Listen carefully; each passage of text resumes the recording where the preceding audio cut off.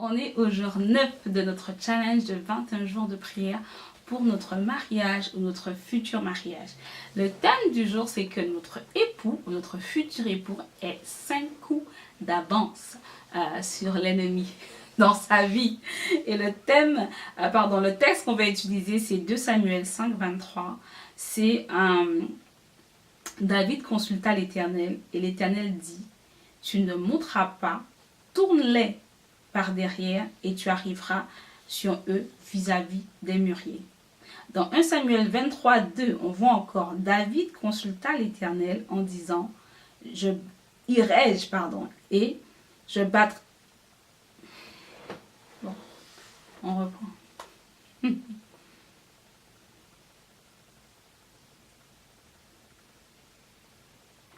Ok. Hello! On est au jour numéro 9 de notre challenge, 21 jours de prière pour notre mariage, notre futur mariage. Le thème d'aujourd'hui, c'est que nos époux ou nos futurs époux aient 5 coups d'avance sur l'ennemi. Et les textes qu'on va méditer aujourd'hui, c'est dans 2 Samuel 5, 23, où il est écrit « David consulta l'Éternel et l'Éternel dit « Tu ne monteras pas, tourne-les par derrière et tu arriveras sur eux vis-à-vis des mûriers. » Et le second texte, c'est 1 Samuel 23, 2, où il est écrit « David consulta l'Éternel en disant « Irai-je et battrai-je ces Philistins ?» Et l'Éternel répondit « Va, tu battras les Philistins et tu délivreras Keïla. » Donc, pourquoi ce texte-là, en fait? Parce que nous sommes dans un monde où, que nous soyons conscients ou pas, mais je pense qu'en tant que femme-esprit, conduite par le Saint-Esprit, dans la vie fondée sur la parole de Dieu, on est consciente il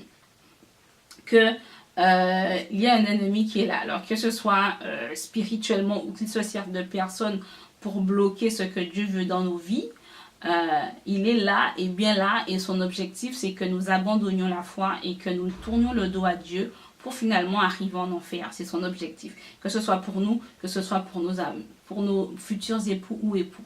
Et prier pour qu'ils aient 5 coups d'avance, en fait, c'est vraiment prier pour que Dieu, en fait, leur révèle les différents schémas, les différentes stratégies que l'ennemi peut mettre en place, en fait, durant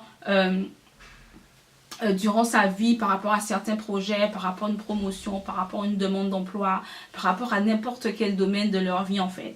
Et je me rappelle du témoignage d'une sœur, en fait, qui disait que elle était à fond, elle voulait faire quelque chose pour l'église, et le Seigneur lui a dit, mais c'est bien beau de prier pour tout le monde et de prier pour l'église et d'avoir à cœur ton pasteur, mais quand est-ce que tu vas te commencer à prier sérieusement pour ton mari? Et il s'était rendu compte, en fait, que dans la famille de son mari, jusqu'à ce qu'ils atteignent 40 ans, on va dire 38 ans, jusqu'à ce qu'ils atteignent 38 ans, tout allait bien, leur entreprise fonctionnait, ils gagnaient de l'argent. Mais à partir de 38 ans, entre 38 et 40 ans, les choses commençaient à décliner petit à petit pour finir à ce qu'ils étaient comme des morts vivants, c'est-à-dire qu'ils ne s'épanouissent plus dans leur travail, leurs entreprises ne fonctionnent plus, leurs projets ne fonctionnent plus, ils n'arrivent plus à trouver de l'emploi, s'ils cherchent de l'emploi, en fait ils deviennent des zombies inutiles même dans le cadre d'un couple et d'un foyer. Et s'étant rendu compte de ça, elle a dit à son mari, chérie, voilà, je vais faire 3 jours de jeûne et de prière pour toi. Et le mari a dit non, je vais m'associer à toi, on va prier, jeûner ensemble, tous les deux pendant 3 jours. Elle prenait, je pense, de l'eau et des fruits. Et lui, en fait, il a dit qu'il fait sec, quoi. Tellement il était motivé parce que, voilà, quoi, ils avaient 5 enfants, son entreprise avait périclité, il avait un diplôme d'ingénieur qu'il ne trouvait pas de boulot, il n'y avait pas d'issue, en fait, pour son mari. Et ils ont fait un jeûne de 3 jours à 4 reprises, je crois, sur une durée de 2 mois. Et finalement, son mari a eu un poste en CDI et il a obtenu un poste, en fait. Et le fait qu'il ait prié, qu'ils aient discerné quel était le problème et qu'il l'ait affronté à deux, ça a permis à son époux, en fait, de devenir l'homme que Dieu veut qu'il soit, en fait, de se lever spirituellement, ce qui n'est pas toujours facile pour les hommes, de prendre sa place spirituellement et de réclamer ce qui lui est dû et de repousser l'ennemi. Mais s'ils n'avaient pas vu tout ça, ben, jusqu'à l'heure d'aujourd'hui, son mari n'aurait toujours pas d'emploi parce que ça faisait plusieurs mois, en fait, qu'il cherchait et qu'il ne trouvait pas. Et quand tu es entrepreneur en France, Quand ton entreprise a périclité, tu n'as droit à rien du tout, à rien, zéro.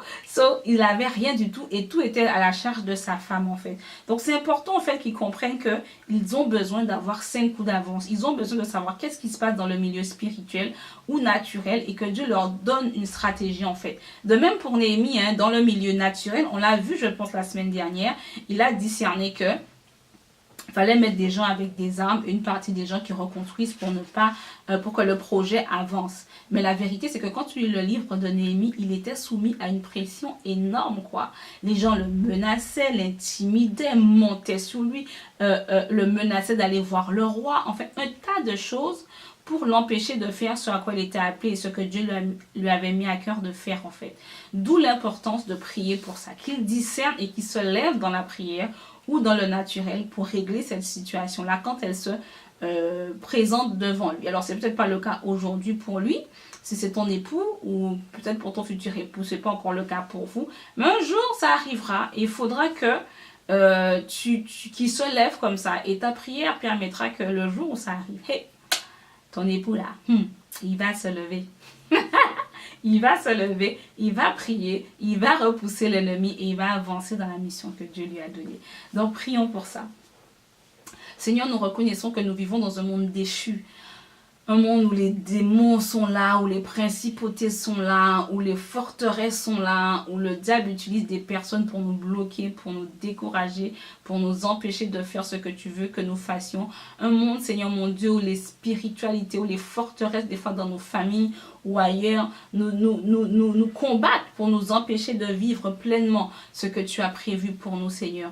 Et par rapport à ça, nous voulons mettre nos futurs époux et nos époux entre tes mains, Seigneur mon Dieu. Suscite en eux ce cœur de guerrier, suscite en eux ce discernement spirituel, suscite en eux ce désir de venir vers toi et de te dire, Seigneur, quel est le prochain pas? Révèle-moi les obstacles, révèle-moi ce qui ne va pas, révèle-moi les choses de façon à ce que je puisse me battre, révèle-moi les choses de façon à ce que je puisse jeûner, révèle-moi les choses de façon à ce que je puisse prier, Seigneur, jusqu'à ce que tu ouvres une porte, Seigneur, qui veut dire je veux être un Daniel, Seigneur, qui quand il se rend compte qu'il y a quelque chose qui doit se faire, qui se tient à la brèche et qui est prêt à prier et à jeûner même pendant 21 jours pour voir la chose se manifester. Qu'il ne soit pas un homme qui soit là, qui subit, qui ne sait pas quoi faire. Non, Seigneur, que ce soit un homme qui court dans ta présence, Seigneur mon Dieu, et qui te questionne de façon à ce que quand les situations se présentent devant lui, Seigneur mon Dieu, que toi-même tu puisses dire, comme tu as dit pour Abraham, cacherai-je à X, cacherai-je à Y, cacherai-je à France, cacherai-je à Moïse, cacherai-je à Manuel ce que je m'apprête à faire. Non. Ta parole dit également que tu ne fais rien sans avoir prévenu en avant tes serviteurs, les prophètes. Seigneur mon Dieu, que nos époux, Seigneur mon Dieu, puissent vivre ce genre de situation avec toi, vivre ce genre de relation avec toi, où rien n'arrive par hasard, qu'ils sachent déjà spirituellement ce qui se passe et qu'ils puissent se battre spirituellement et naturellement en termes de stratégie que tu peux leur inspirer pour déboîter, pour décapiter complètement et totalement ce que l'ennemi veut faire dans les vies, dans notre foyer et dans la vie de nos enfants. Au nom de Jésus, j'ai pris qu'action de grâce. Amen. Voilà, à demain.